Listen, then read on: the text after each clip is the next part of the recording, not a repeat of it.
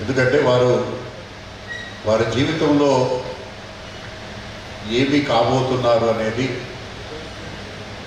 ఇంచుమించుగా 75 నుంచి 80% వరకు వారి యొక్క జీవిత విధానాన్ని జీవితాన్ని నిర్ణయించేది 10వ తరగతి పరీక్షలు. ఏ విధంగా పెర్ఫార్మ్ చేస్తున్నారు, ఎలా మార్కులు తెచ్చుకుంటున్నారు, ఏ విధంగా నేర్చుకుంటున్నారు అనే దానిపైన ప్రభుత్వం ఒక ప్రత్యేకమైనటువంటి శ్రద్ధ పెట్టడం జరిగింది.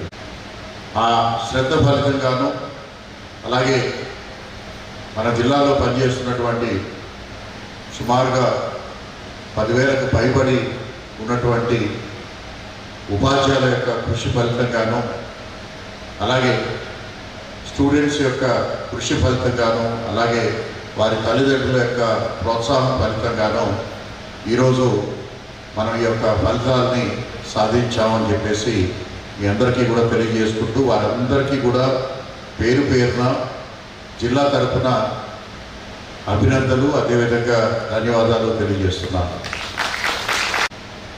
ఈ సందర్భంగా నేను 3 ముఖ్యమైనటువంటి విషయాలు చెప్పదలుచుకున్నాను. ఒకటి, ఈరోజు జిల్లాలో ఉన్నటువంటి విద్యార్థులు అందరితో పాటు పోటీ పడి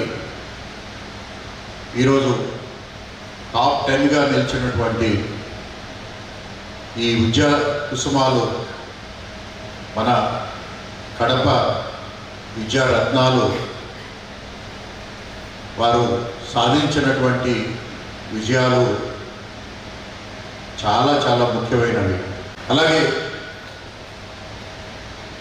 ఈరోజు ఇక్కడ ఉన్నటువంటి పిల్లలందరూ కూడా వారి స్వయం కృషితోటి వారి పేరెంట్స్ వారికి ఇచ్చినటువంటి సపోర్ట్ తోటి మరీ ముఖ్యంగా వారు చదువుతున్నటువంటి స్కూల్ యొక్క